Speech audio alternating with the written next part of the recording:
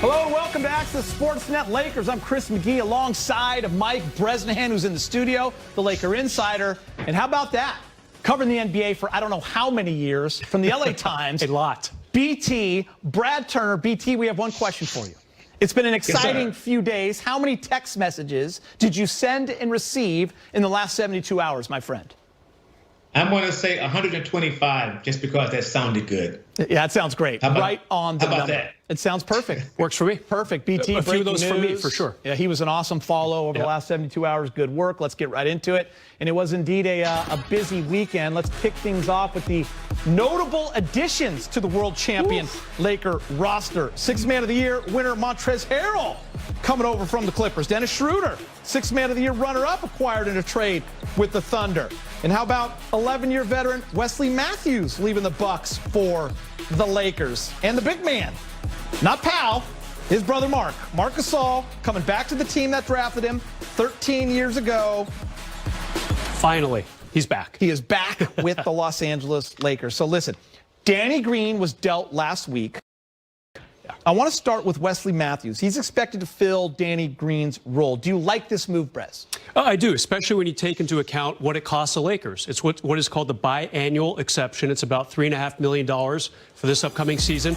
That's a good value, especially when you consider the average NBA salary is over $9 million. So you get that wing defender that you lost when you traded Danny Green away, a guy who can also make threes. He's played for good teams, especially the last couple of years with Milwaukee. Probably picked up a thing or two with that franchise. And now, though, the big step up to the Lakers.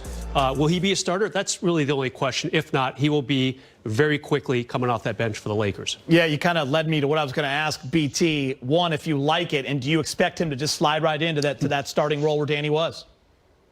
You know, I love it for everything Bresnahan just said. The idea that he's tough, he's a 3-and-D guy. He's about a 38% three-point shooter over his career. And the fact that, as Brad said, it didn't cost the Lakers a lot of money. Now, whether or not he starts, based on what one coach told me from the Lakers, first they want to see what the team is looking like. Then they want to get to practice and decide from that point on who should start, who should come off the bench. Wesley will be in there for that role. He'll have a good chance at doing that. But we won't know until maybe December, I don't know, 20th or so, something like that. BT, are you tired? Did you just agree with Brez this early in the show? Well, I agreed and disagreed. Okay. How can you not? Okay. It's Bresnahan. BT, you're falling asleep. BT, He's put a lot of late nights. I appreciate it. It's being nice to you right off the bat. All right, and it's now official. The Lakers and Cavs, that deal is done. Sending JaVale McGee to Cleveland. Thank you, JaVale, for all you did the last few years. We appreciate it. A couple years in exchange for Jordan Bell and Alfonso McKinney. The deal is all about making cap space for the Lakers to do a bigger move. And Brez, BT, Marc Gasol is now a Laker. Different than JaVale and Dwight, but at 35, he can still defend. High IQ on the basketball court, a brilliant passer, and now they have that 5 that can bring you outside the three-point line. Brez, he shoots 38% from 3. He's really changed his entire game. Do you like it? I do. You talk about JaVale McGee and Dwight Howard, guys who gave the Lakers a great year, helped them get to that championship. But then again, they weren't used that much in the actual finals. And JaVale really wasn't used after the first round. Remember, Markieff Morris started being put in the starting lineup in his place in that second round against the Houston Rockets. Now you bring on a guy like Marc Gasol, different from both those guys because he can shoot outside the paint, period. He's got three-point touch. He's worked hard on it, too.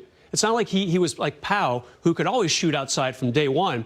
Now you have a guy who's really worked on being outside that arc, can draw the defense out, and can still block shots and get some rebounds as well. And BT, you go from a vertical game with JaVale and Dwight, where it was all about lobs. It wasn't about spacing the floor, protecting the rim, to Marc Gasol. Do you like the fit? I like it a lot. One thing he can do is he's not a bad defender. Let's not forget, he was the Defensive Player of the Year, I think, a couple of years ago. It's different than what Dwight Howard did and JaVale. They block shots. He's more of a guy that uses his body, gets in good position. And one thing I kept thinking about, there are a lot of really good centers from Europe. He's a European center, and he knows how these guys play and how they kind of flop at times. So perhaps he'll just flop right back. It'll be a flopping game between the European centers because they'll play good defense against each other. It's going to be a lot of fun. We're getting excited. We're not done yet. Sixth Man of the Year, staying in L.A., But he's changing teams. I know you guys couldn't believe it when it went down. Montrezl Harrell leaving the Clippers for the purple and gold. He averaged 18.6 points per game last season, 58% from the field. He's the only player with more than 1,000 points and 400 rebounds off the bench each of the last 2 seasons, and he led the NBA with 28 double-doubles during that span. It's official. Laker fans rejoice. We welcome Montrezl Harrell to the show. Thanks for being here. I'm sure it's been a long couple of days. How you doing? Doing good. How are you? I'm doing great. So happy to have you. When you hear Montrezl Harrell of the Los Angeles Lakers, how does that sound? She got a great ring to it, sounds like to me. You ever picture yourself in that purple and gold? Because it's here. I got a couple of edits that's been done. A lot of people that do animations for me have been doing some great jobs for me. I know. Isn't Twitter and social media great? Like the minute you signed, there was like you in a jersey. It was pretty awesome. Man, photo shopping and editor now is crazy. So, Trez, can you share what went into your decision to potentially pass up more money to play in another city or to leave the Clippers where you had so much success to join the Lakers? My choice was really just, from my inner circle, my family, just talking and looking over the decisions that we had on the table. And we just felt like just coming to play in the purple and gold was the best choice. And, I definitely felt like it's the best choice for me. So that's what we went with. And, I'm happy to be a Laker. From the moment the season ended, were you talking with your family and your inner circle about the next step? No. As soon as the season ended, I actually went home and took the time to actually grieve and be with my family and actually mourn the loss of my grandmother. And then after that, I just was being a dad as I'm continuously still doing, man. That's all I was doing, just being around my kids and just that love and that energy. That's all I've been doing. And when free agency came about, that's when, I started getting into the talks with my agent. But, I left the basketball to, what I've done and what I've produced and left out there. And that's all I could do. Yeah, thoughts and prayers to you and your family. I know you lost your grandmother in July while you were in Orlando. What did she mean to you? Everything. Everything in the entire world. I still have multiple, pieces with her. Everything that I do is, going to praise her name and, continue to take care of my family and my loved ones, how I've been doing, since I was 16, 17. And it's still tough to this day. But, it's still going to be one of those, growing processes, one of those things that I'm going to have to take one day at a time. Yeah, I appreciate you sharing that. And there's no question she's very, very proud of you. Now we transition to basketball. How excited are you for this opportunity to play with LeBron James, an all-time great? I'm extremely and, really, really honored once. And, I'm ready to get going. Honestly, man, I can't wait for training camp to kick off and, actually, throw that practice jersey on and we go in there and get to work, really. Trez, how many times have you visualized running that high pick and roll with Bron over the last couple days? Man, I've envisioned high pick and rolls, baseline plays, all of it, lobs, everything, man. Like I said, I'm just ready to get going, man. This is a great feeling, and I'm just, happy to be here. I hear you on that. Listen, so you play against Anthony Davis these past 5 years. He's in New Orleans and then L.A., played him 4 times last year, to now playing with the game's most versatile big. What do you envision that looking like, and how does your game complement his? Like I said, I'm just doing anything and everything I can to help complement these guys what they already do well, man. They've already shown and proven that they can win a championship without the, pieces that we've added this year. So I'm just coming in looking to do anything I can to complement that chemistry that these guys already have built. Trez, we're a Lakers set here, and even we were unanimous in voting you 6th man of the year. So you're coming off an incredible season. You're winning that award, and you've always been a let my work speak for itself kind of player. But what did this award mean to you personally when you really sat back and thought about it?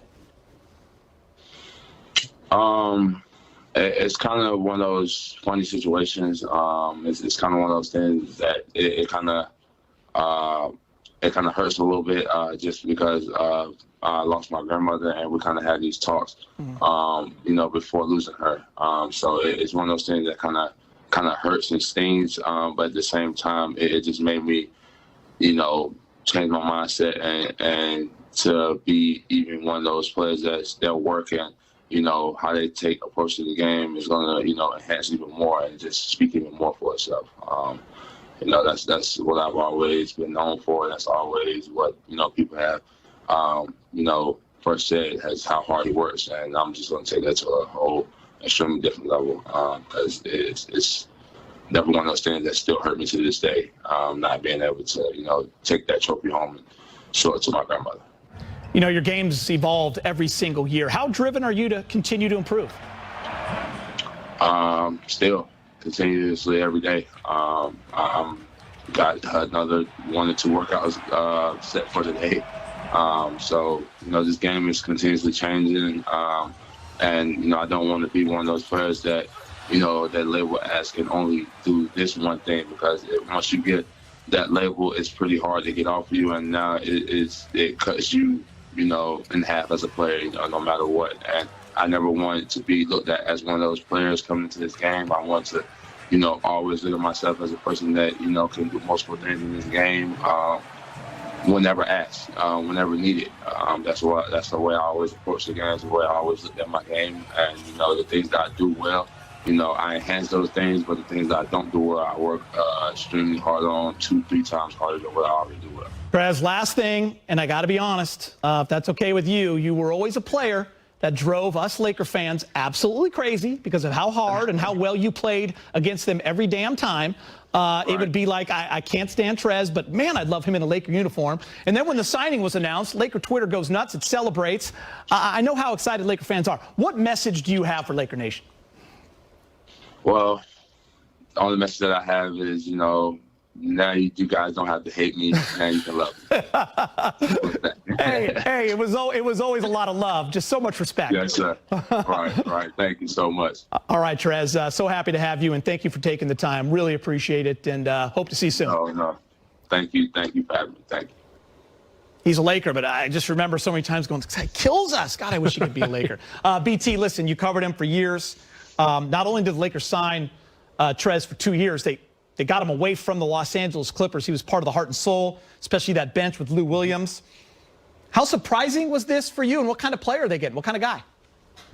I was truly surprised because I didn't hear his name come up until the very end of that day where it was starting to happen. The one thing I do know about Trez that really impressed me a lot, when he first got there, he was a third-string center for the Clippers. So after games were over, he would head back to Staples Center to the practice facility to work on his game at 11 o'clock at night, 12 o'clock at night, 1 o'clock. He's always worked to improve, just like he said, and it made him to the player he is today. And he just told you in the interview, he was going to work on it again after the interview session was over with you guys. So that tells me how dedicated he is, how driven he is. Laker fans will love him because I enjoy watching him play. And I really enjoy watching him progress as a player and as a young man over the years with the Clippers. Good stuff, BT. Brez, what does he add to this Laker roster when you look at it? Well, I think, first of all, the motor. I mean, just a high-energy, high-octane way of playing the game, and I always appreciate that. Like you, it's kind of like, wouldn't it be something the Lakers could get him? Yeah. And also some consistency, all right? You had Dwight and JaVale, and they kind of do their thing in the game. Sometimes JaVale wouldn't finish the game. Sometimes Anthony Davis would. But you never quite knew what you would get from the Lakers centers. Here, you know what you're going to get. You're going to get at least 15 points and close to 10 rebounds every single night, 25 minutes, 30 minutes, whatever the coaching staff decides. And like BT, I was shocked when this is the guy the Lakers got with their big mid-level exception. I didn't see it coming. No, I kind of aimed downward. I thought Joe Harris would be a nice shooter. Davis Bertans would be a nice big man who can also hit threes. I thought for sure he was going to stay with the Clippers for 3 years, $40 million, $45 million, something like that. For him to come to the Lakers with the full mid-level, that's a big get for the Lakers. Nice job by Rob Pelinka. Great description, too. Motor. That's exactly what he has. All right, we've talked. It's first reported over the weekend by the Athletics' Shams. Free agent Kentavious Caldwell-Pope has agreed to a 3-year, $40 million deal with the Lakers. Clutch Sports CEO Rich Paul tells the Athletic. And then when you see this, you know it's on. Right after that, LeBron. Yes, sir. Congrats, my brother. So with the loss of Danny Green, Avery Bradley, Rajon Rondo, how important was it for the Lakers to bring back KCP, Brez, especially after how he performed in the playoffs? Remember that first game of the playoffs? He was, 0 for 9, scored 1 point. Everybody was so down on him. From that time on, he really proved his worth. And we said before the playoffs, we said if KCP plays the best ball of his career over a 2-month span, the Lakers have a real chance of winning the championship, and it happened. This is a much-deserved raise for him. Remember, his first year at the Lakers, he made about $18 million. Second year, he dropped down to about $12 million. So this deal, 3 years, $40 million, very equitable, I think, for both sides. About $13.3 million a year makes sense to me. He was making about 8.5 last season. Deserves a nice raise from that because he was so good in the playoffs. Remember the last 3 games of the finals, averaged about 15, 16 points. Really helped put the nail in the Miami team.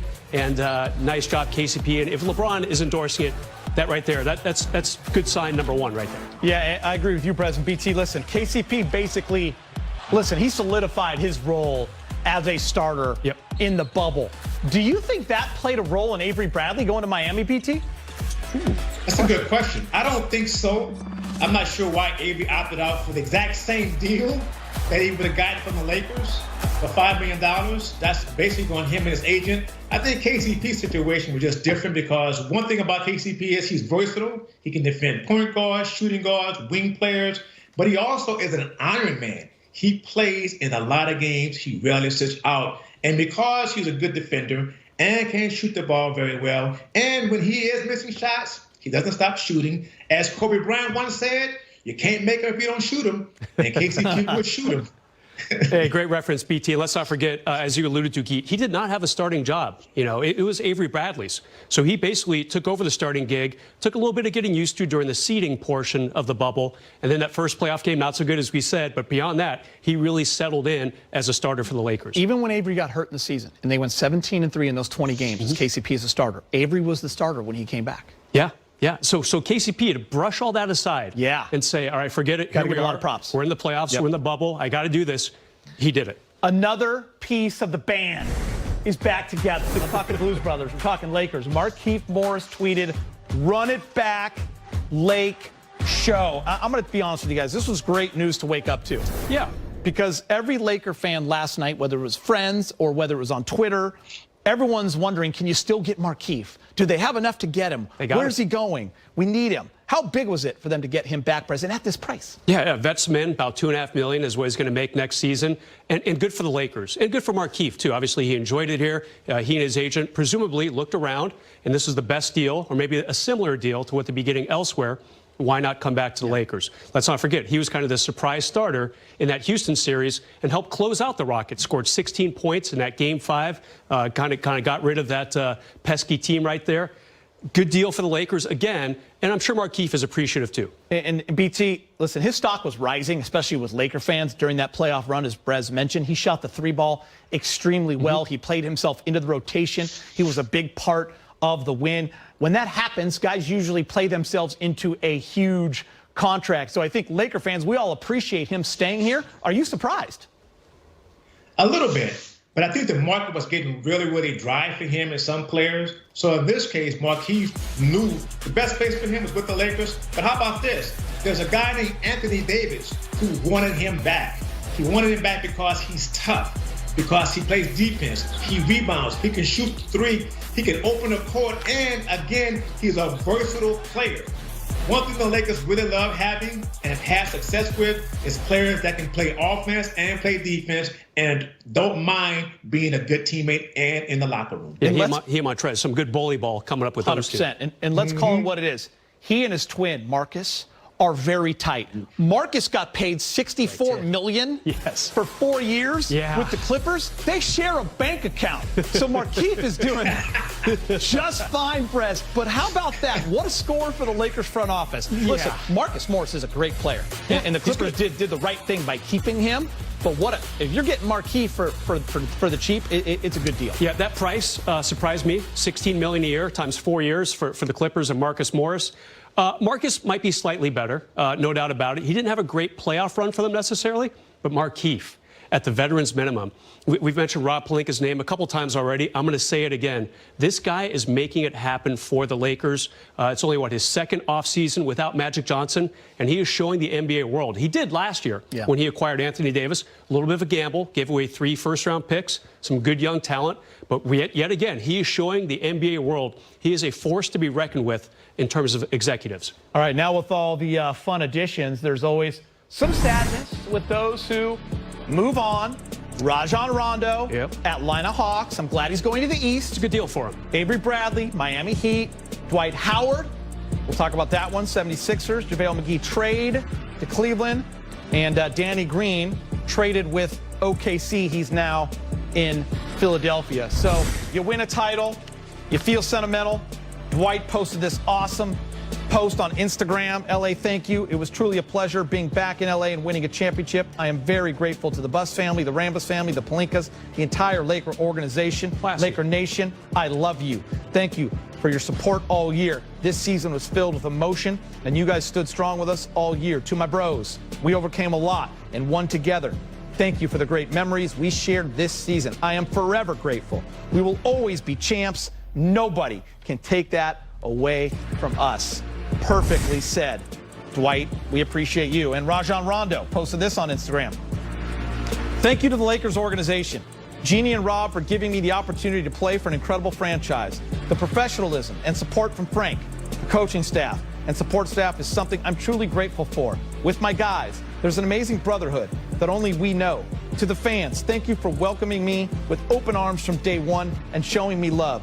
Being a part of Lake Show was something special, and I'm proud we brought it back to you. Now, what's next? Man, hated him when he was on the Celtics, and then we grew to love him as a Laker. He's only the second player to ever win a ring with both the Lakers and the Celtics, joining Clyde Lovelet, by the way. He did that back in 1954. Oof. BT was only a couple years old when the Lakers were still in Minneapolis. What will you remember, BT? What will you remember most about Rondo's time in L.A.? Playoff Rondo. That was my answer. You know what? But here's the key to it. He hated being called Playoff Rondo. Couldn't stand it, right? Hey, I don't care. Playoff Rondo, that's who you were. That's who you are. No, he was at his best when the games were at their highest, when they meant the most. He was a great leader. And how about this, Bresnahan? Rondo even was making outside shots, 3-pointers. So once he started doing that, that made him so tough to deal with. But the way he ran the offense, the way he instructed guys, the way he made sure that LeBron James had time to be off the ball at times, the way he could just tell things to AD. Think about this. The shot that AD made to beat the Denver Nuggets, Rondo goes to Frank Vogel and says, Frank, do you want me to go in the game? And so Frank says, of course. Well, who makes the inbound pass? It is Rajon Rondo to AD to his biggest shot in his career. Bounce pass. Over. Yes. How about that? So that tells you how smart he is and how he can also tell the coach, hey, Frank, you want me to come in the game right now, Frank? Yeah, I do, Rondo. Please go in the game. Yeah, you know, this guy was fun to cover for the 2 years he was with the Lakers. Definitely another coach on the floor, a coach off the floor. And this is going to happen, all right? He was with the Lakers at or near the veterans minimum salary for 2 years. So he has a good playoff run. He wins another ring. He becomes a hot commodity. This happens to championship rosters. You're not going to be able to retain everybody. So he got a good deal with Atlanta, a 2-year deal, made some decent money, and that would probably be the last contract of his career. I don't blame him, but he got that other ring out here. Brez, who besides Rondo will the Lakers miss the most? Good question. I'm going to go with Dwight Howard. I think he had a really nice bounce back year. I covered him the 1 year he was here with the Lakers in 2012-13. I was with the LA Times. It did not go well. I think that's fair to say. That might even be an understatement. The fan base did not rally around him. He was injured when he came into the season, coming off surgery. He was supposed to be the guy to get Kobe that next championship. It dissipated in the first round. Tons of injuries that year. Fast forward to this year, and Dwight really did himself a big service. I mean, he was embraced by the Laker fans. One of quite a few stories of retribution on this Laker team, and just really, really cool to see it happen. A nice job by Dwight to come back and kind of redeem himself. That might be a better word than retribution, and show the fans what he could do for this franchise. BT? Man, Geeter, I agree with Mike Bresnahan. That hurts. That's boring. I got to go take a nap. You're right. What happened? Look, something happened. I need some wine. That's what it is. No, I mean, what happened, Dwight? I think,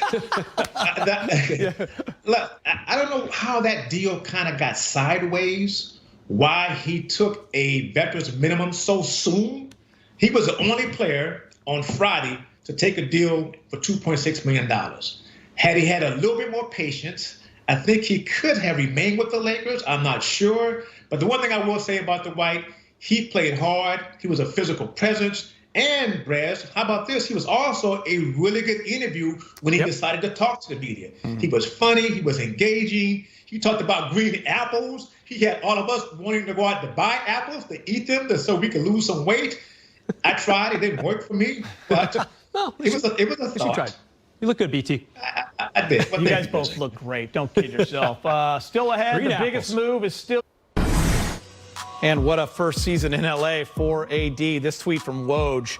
ESPN sources, Anthony Davis is on course to return to the Lakers. Don't expect a formal commitment in the immediate hours and days after free agency opens. Davis will take time to consider the structure and length of a new max contract. And it took us about 30 minutes into the show to finally get to AD. I guess that's a good thing.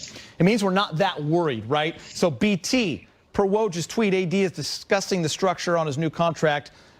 How do you see this playing out? What do you think this contract looks like? That's interesting, Gita, to really try to figure that out. He can sign a 1+1 for about $68 million, and he can opt out after the second year. He can sign a 3-year contract with opt out, a 4-year contract, a 5-year contract. He has all those options. But I think the first two, 1+1 for $68 million and the 2+1 for $106, are the ones that make the most sense for AD, because it gives him a chance to, again, see what the Lakers are going to do next season, see what they're going to do the following season, and also it gives him a chance to maximize his income and his earnings, because the salary cap is not going to go up this year. It hasn't been going up. It won't go up next year. So why wait? Why rush into this, I should say? Take your time, because he's still, 27 years old? He still has room to grow, to improve. But if you want to maximize your financial earnings, I think it's best that he sign no more than a 3-year deal. Yeah, BT, I'm with you 100%. Larry Kuhn, the salary cap guru, was on our air the other day, and he laid out the reasons why he thinks it'll be a 2+1, because 2 years gets AD to that magical 10th year. That's when you can get the giant contract. So I do feel that a 2+1 will be in AD's best interest. Hey, the Lakers would give him 5 right now if he wants. Yeah, they can go up to 5. Of course, they'd make that happen in a millisecond if he wants it. But for him, eventually the salary cap will start going up again. The repercussions from the COVID shutdown will have abated. It could be a year from now. It could be 2 years from now. Whenever the money starts to trickle back in, the sooner the better, don't get me wrong. But it makes sense for him to at least sign for 2 years. That would be my guess. All right, Prez, you're still on the clock. We're going to assume AD is back. We're not worried. This is a good team. Give me your starting lineup, Brez. Here we go. Opening night, December 22nd. Yeah, I think I'll put AD in that starting lineup. Yeah, I think that's a pretty good start. AD down at the power forward. I got LeBron James in there, of course. I like Montrez with this group. Let's see what he can do as far as defending other big men. Give AD kind of room to roam. Get some weak side block shots if he wants that. KCP and Schröder are your backcourt. Schröder really improved his defense the last couple years. He was a liability when he started his career with the Atlanta Hawks. But this past season, he was 15th in defensive win shares. That's individually among all NBA players. By contrast, Danny Green, the guy he was traded for, was 85th in defensive win shares. So Schröder, only 6'1". He's not long and lanky like Danny Green was. Different type of defender, but very scrappy. He's going to get in your face. I think he'll bother other teams' point guards. Yeah, Prez, that's a great starting lineup. I was going to ask you guys if Schröder would start or come off the bench. What do you have, BT? Well, I'm awake now. I disagree with Mike Bresnahan. My guys are Anthony Davis at the forward, Marc Gasol at center, KCP at one guard, Wesley Matthews at a, let's say, swing position, and LeBron James at point guard. I like this lineup because I want Montrezl Harrell and Dennis Schröder coming off the bench to give you offense, production, which is something Lakers didn't really have last year. So you have one guy, Montrezl, averaging 18 a game. You have Dennis averaging 19 a game.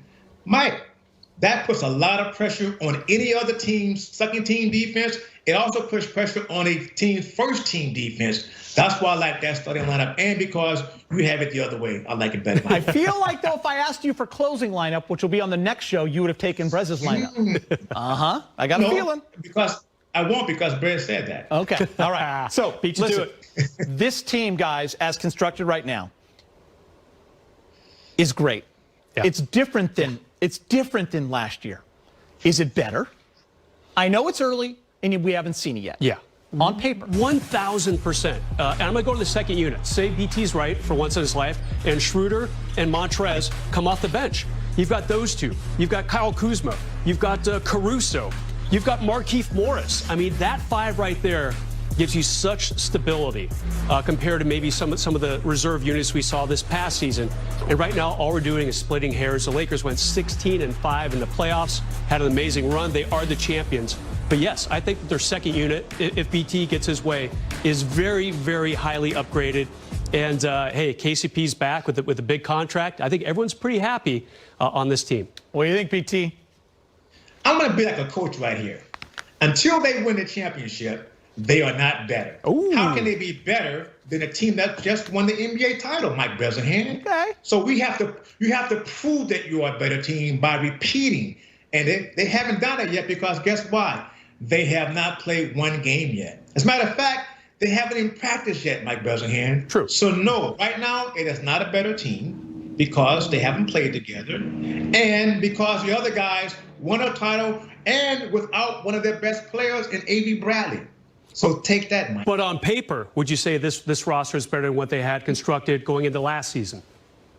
Hey, Bress, the last time I checked, games are played on the court, not on paper. Coach BT. saying. Coach BT coming up. 11-year NBA veteran Wesley Matthews brings to the Lakers 13.1 points per game career average, 38% from three. That dipped a little bit with the Bucks last year to 36%. The Lakers family is keeping it in the family, as they say. A couple of names we'll be seeing on the back of the jerseys that are going to seem familiar. And, of course, BT, Wesley Matthews Sr. won a couple of titles for your Showtime Lakers, 87, 88. I know you like that storyline. I love that. I mean, Wesley Matthews' dad was an interesting character, shall we say, but he was also very talented. He was also a very quick point guard, someone that Magic Johnson told me last week that he loved playing with and he loved being around him. And then, of course, you have the Gasol brothers. I mean, that is such a sweet thing to say, the Gasol brothers. And they get traded for each other. I mean, so the Lakers, if you're looking at just a family tradition, I mean, that's a magical thing to have. And they won championships. So now the son here, Wesley Matthews, is trying to do what his dad did, trying to win an NBA title. And as Bresnahan said, on paper, this is a better team than last year's team. So I guess Wes has a great chance at being just like his dad, a champion playing for the Lakers. Yeah, I mean, Brez, imagine 32, 33 years later, you win a title with the same franchise your dad did. Very and, cool. Of course, Powell is one of your favorite players ever to cover. Yeah. His brother Mark is back. Yeah, it's really amazing. Like, I remember getting the jump on the Powell trade. I was at the Detroit airport back in late January, early February 2008, and I wrote about how the fact that they were giving up, other considerations to get Powell. And I didn't mention until paragraph 8, as Dan Wojcicki pointed out to me today, that Marc Gasol was part of that other consideration. I mean, it was that big of a deal, and to get Powell, it's like, all right, who else went? Whatever. And sure enough, Marc Gasol, when he started with the Lakers, when he was drafted by the Lakers, never played a game for them. He was kind of overweight. And the Lakers said, we're going to stash him away for a year or two. He could be good someday. So they had the definite instinct that this guy could be a player in the league. But when it comes time to get someone good, you have to trade one for the other. And Powell obviously worked out pretty well for the Lakers. It would be cool to see the umbrella kind of come together. And now Mark wins one along with his brother. Did you scoop the Powell trade over BT? Yeah, we were working together. We were at the times together, I think. Oh, interesting. I think. Okay, gotcha. We can discuss off air. Look at these other notable moves around the league. What? Chris Paul. He's gone. He's with the Suns now. Drew Holiday's with the Bucks. Love that trade for them. Steven Adams going to be catching lobs from Lonzo. Gordon Hayward. Celtics lose him for nothing. Gallinari's with the Hawks. He's going to be playing with Rondo. Serge Ibaka across the hall from the Raptors to the Clippers. Yeah, So it's a good pickup for the Clips. For the Clippers. It's time to play a little fill in the blank in the spirit of the old Match Game TV show. Brez, you'll always go first. A lot of pressure. The Lakers' biggest off-season move was blank, Brez. Acquiring Schröder. I just love this ever since the news broke that it was going to happen. This guy is an instant playmaker, which the Lakers need. All right, they had a very good one in LeBron James and Rondo, but this gave them insurance in case Rondo left. He got a very good deal in Atlanta. He's gone. Schröder, really, really a good shooter, good scorer. And you're telling me, Geet and BT, the Lakers traded for a guy who is the second leading scorer and second leading assist guy on a very good playoff team. Remember, OKC lost in 7 to Houston. 2 points is all that separated them in that Game 7. Schröder, very talented player. Whether he starts or comes off the bench, good pickup. Someone prepped for this game. The Lakers' biggest move this offseason was blank, BT. Bresnahan is right for the second time in this show. He's having a great show. He's having a great show. And Bresnahan, you're right. But here's another thing we have to remember about him. He's a good passer, and he's really good at getting downhill and throwing lob passes to his teammates. And based on what I understand about him also is that he's grown and he's evolved quite a bit from the kid that was in Atlanta that liked to go out and party like Bresnahan still does these days. Nothing wrong with that. Well, you're right about that. It's a good place to go. And look, he's a really good shooter, good player, and he gives the Lakers instant offense off the bench, and that's why I'll say again, he'll be a reserve. Bresnahan. You might be right. Besides the Lakers, the team that has had the best offseason is blank.